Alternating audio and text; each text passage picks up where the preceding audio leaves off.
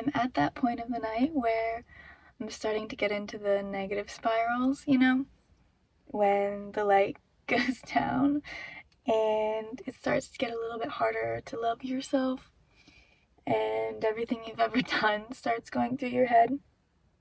So, I thought I would take this time to come and sit down and talk about how I remove limiting beliefs when it comes to things like this. Something that I've realized that helps a lot when you're trying to remove limiting beliefs is not just doing things on your own, in your own head. So, writing things down, talking to your friends, talking to people that matter, videoing, voice memos, all of those things help your brain introduce new pathways when you're trying to do something new. So I'm here talking with you guys because I want to do something new and I've never done this, and I want to make a new pathway in my brain for some new beliefs. And so first we'll notice together what's going on as I listen to all of the thought spirals. Then I'll kind of simplify and pluck out the things that I don't want. We'll rewrite them from a negative spin into a positive spin, and then keep doing that until I feel ready that I can go to sleep and I've processed the day, right? Anyway, hi, I'm Sunflower. If you're new here, I am the artist behind the Curious Little Frog Studio, the Curious Little Frog YouTube channel, and I work mostly in unconditional love, but we talk a lot about harm reduction, mutual aid, magic, believing in ourselves, all of that stuff here on this channel. So, I have never done this before where I come into my car at night to talk to you, and that's maybe the first limiting belief, so I want to get into this, and that's what I'm noticing first. During the day, I can film in my car and I can feel very, very confident because there's no spotlight on me, right? I'm in the same light as everybody else. I'm not shining brighter than anyone. I'm in my car just talking. But right now, I feel really, really seen. And because of how seen I feel, I realize that I'm actually uncomfortable being seen when I keep telling myself that I'm ready. I'm ready to be seen, but I'm sitting here, and now that there's literally a spotlight on me, if anyone comes outside, they will be able to see me talking, see me doing this. I feel very uncomfortable, and I realize that I am uncomfortable being seen still. Okay, I'm noticing, and I don't need it to be so big.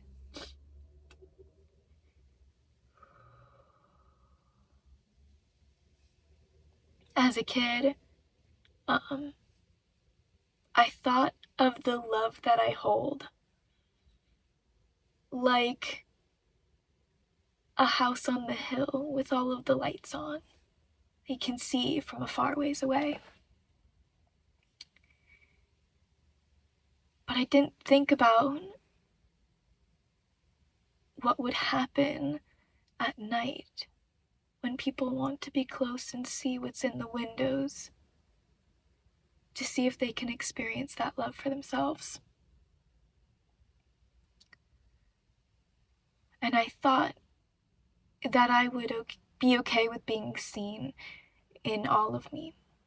But if I can't be seen at night, because I'm too much, I'm thinking too much, I'm too negative, I have too much trauma coming up right before bed, all of this stuff, I can't be seen. That's taking away from when I'm shining the brightest, in the dark. Okay. I think that as I'm sitting out here, the main thing I'm feeling is that being seen in the dark is unsafe. Having a spotlight on me is unsafe. That is the limiting belief that I am holding right now. Oh my goodness, there's a car that's about to drive by. Yeah, that is it. I feel so incredibly unsafe because I know that they can see me.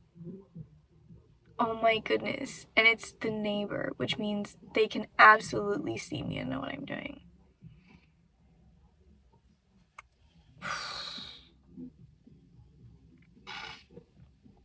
They're playing music.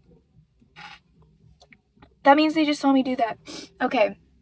So absolutely, I'm seeing here that this idea of being seen is extremely unsafe. Okay. It's not unsafe to be seen. That is my new belief. It is not. It is not unsafe to be seen. A double negative, that's too difficult. It is safe to be seen. It is always safe to be seen. It is safe to be known. It is safe to have a spotlight on me. It is safe to be seen in the dark. I think a lot of us are afraid to be seen in the dark because we know about the things that lurk in the dark. Things that hide in the dark. And sometimes it makes me want to hide in the dark. But I don't want the things that I'm afraid of to keep me from being all that I am. So,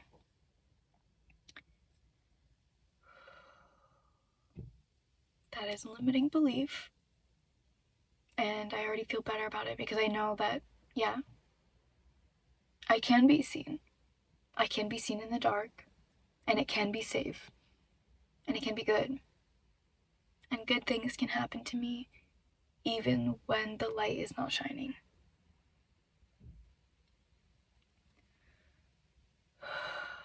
That was a big limiting belief. Okay. There's still more though. That relieved a lot of what I'm feeling right now. And so, thank you for being here with me for that first one. I already feel a lot better.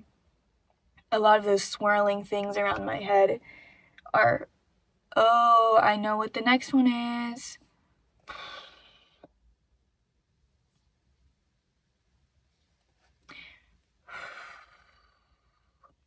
This is a difficult process, you know. Thank you for witnessing it and being here with me. And if you are attempting to remove your own limiting beliefs, I'm very, very proud of you. It's extremely difficult to do new things, to do things that you're afraid of. It's very emotional, and I'm so proud of us. Okay. I'm also just saying that because I feel weird still that you see me, and so I'm trying to work through that a little bit. But the other limiting belief that I'm feeling right now that's part of this is that I feel I don't deserve to be seen. Like, having a spotlight on me right now, that the things that I have to say in the dark are not as worthy as the things that I say in the light. Like, for some reason, because after it gets dark, I start overthinking. And maybe you're like this too. I think a lot of neurodivergent people struggle with this.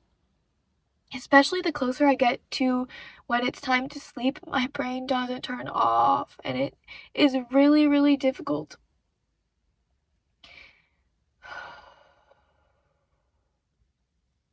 And so I'm grateful for figuring out accommodations for myself for that.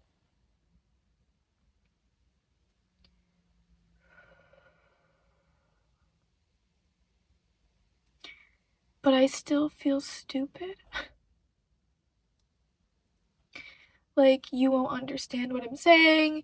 This video, even if I am safe being seen, nobody's gonna understand it. It's not gonna be valuable to anybody. Nothing I say after dark is worth anything. Nothing good happens after dark. Oh,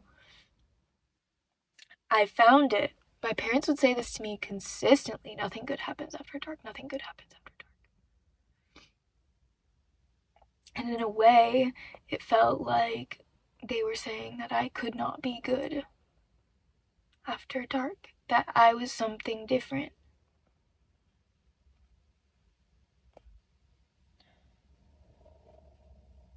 I am good all of the time. I'm worthy of love and to be seen all of the time. Just because I'm overthinking and falling into a little bit of depressive symptoms does not mean that I should not be listened to.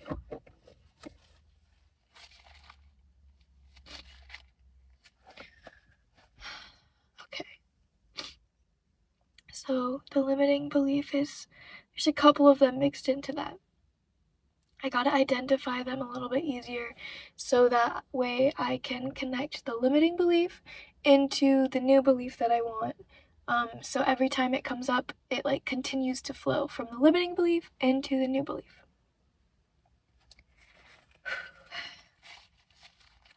So the limiting belief is that I do not deserve to be seen after dark because nothing I say is good enough after dark.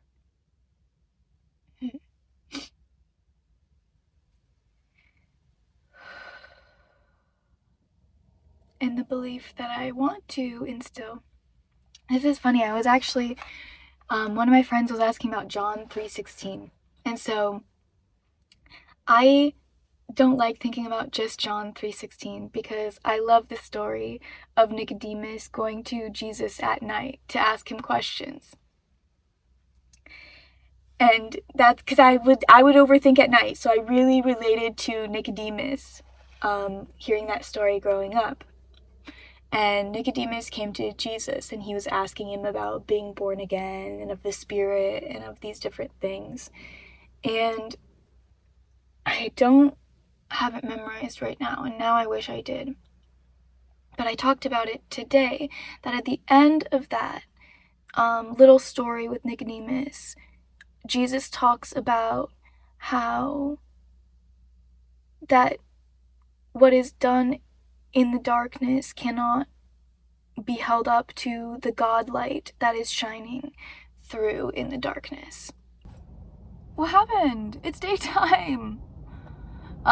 Yeah, so my phone died right when I was in the middle of trying to paraphrase the Bible, and I think in a way Jesus is like, no, do not paraphrase me. So if you want to read what I was talking about, please go read John 3 in the Bible, which didn't think that I would ever be recommending the Bible on this channel because of the harm that the Bible has done in the hands of white supremacist, colonial fascists who use it to cause great harm. Anyway, it's a limiting belief that I can't mention the Bible on here, in that mentioning the Bible will cause harm to others, because not all of the Bible caused harm to me, and a lot of the beliefs that I had were rooted in the Bible. Not just harmful ones, and there were some, but a lot of the things that I believe about myself, because that was the media I was allowed to consume, that's where a lot of my beliefs come from and are still rooted. So when talking about limiting beliefs, it's helpful to look at some of the ones that I already have. Something else I wanted to say is that uncomfortability that I was feeling, I would describe it as cognitive dissonance, because what I truly believed is that I am a house on the hill in the dark. I deserve to shine. My love deserves to shine. And the cognitive dissonance part is the thing that was on top of that, which was the, yeah, but I don't deserve to. Yeah, but I don't deserve to at night. Yeah, but my light only shines in the daytime, which that doesn't even make sense, right? Because as I'm here, it is completely a different feeling sitting in this car that is filled with light on the inside and the outside, versus in the dark, where I was the thing. The inside was what was light, the outside was dark, and the inside of the car, which, you know, car body inside of my body, that is what was shining in the dark. And it reminded me of this dream I had when I was very young, and I remember it because I had it, whoa, loud.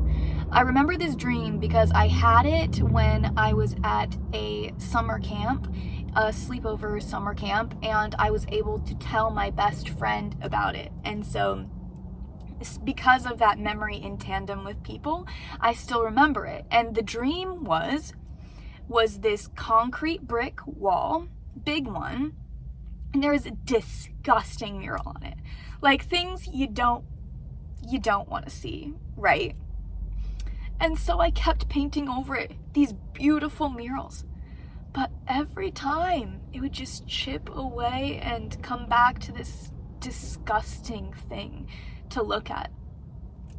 And I think making this video honestly helped me kind of realize what that dream was so much later. And that concrete wall is the basis of me, a human body with nothing on it. It's just blank. The disgusting mural are the words and the things and the beliefs that other people had about me before I knew how to believe in myself. You know, as a kid, you have to intake the things and the beliefs of the people around you. That is just what it is. Now, as an adult, I kept trying to paint over it. But no matter what I did, it just kept coming back to this ugly, disgusting belief. So what I had to do was I had to chip all of it away. The beautiful mural, the horrible mural, all of it, until it was a blank wall, and then I could paint on top of it. So that is what I feel that this video is about. It is about uncovering the things that were there, removing them so you can paint your own story. Wow, the light just came out for that. Isn't that? I don't know. That feels a little bit magic to me. Anyway, I hope you learned something from talking about this. I hope you learned a little bit easier how to notice when limiting beliefs come up, what it feels like to have a cognitive dissonance when you are holding multiple separate beliefs at once, and then ways that you can maybe tie in new beliefs into something you already believed that's already structured in your head for you. So now every time I have those beliefs like, oh, nothing good happens at night, oh, I'm not worthy at night, these different things, I can immediately go into the wiring that we just did together, which is, oh wait, no, I am a light on the hill. I do deserve this. I know how it feels for me to talk in the dark and love myself anyways. And so I hope that this is beneficial to you. Anyway, it was beneficial to me. So thanks for being here with me. I'm very proud of you. If you want to put any of the limiting beliefs that you have and then the things that you're changing them to in the comments, I would love to see, and you know, maybe get some new ideas of limiting beliefs that I didn't even know I had. A lot of times those will just come up naturally as it is a good time to remove them and believe in something different. But if you're experiencing extreme cognitive dissonance and you know that there are beliefs in you that you're holding that are contradictory to each other, I really hope that you are able to identify and move those things into something that you can feel more comfortable believing, a more coherent, integrated set of beliefs that all work together to make you who you are. Okay, I will keep blabbering if I don't turn this off. I love you so much, and I hope someday you love you, because that is just so much more important. Okay, bye.